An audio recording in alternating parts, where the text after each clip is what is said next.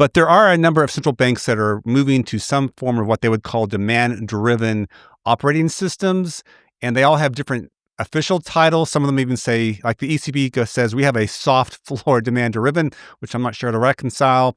But others are a little cleaner. The Bank of England has a demand-driven repo plus system. Reserve Bank of Australia has a demand-driven full allotment system.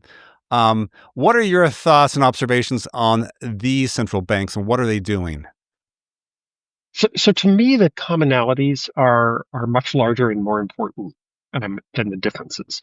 I think historically, the discussion of operating systems was often described as floor versus corridor. So the idea was if you had a lot of reserve, you would push rates down to a floor created by the interest rate on reserves, and you'd be on the flat part of the demand curve.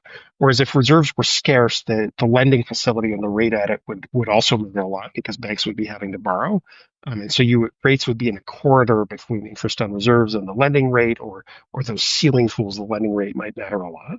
So people talked about floor versus corridor, and they put a lot of importance on sort of which is the most active tool, the interest rate on reserves or Yeah. the lending facility.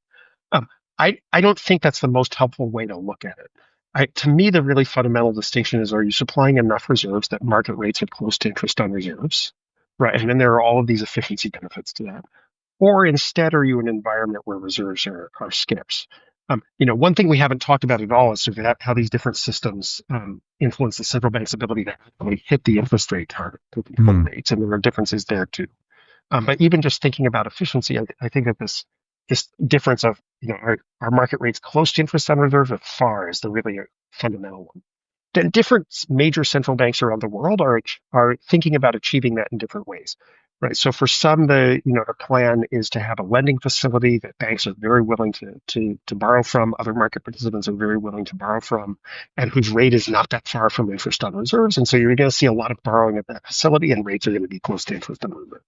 For other central banks, the plan is to supply the reserves outright by acquiring assets and pay interest on them. And if you supply enough reserves, again, market rates will be close to interest on reserves.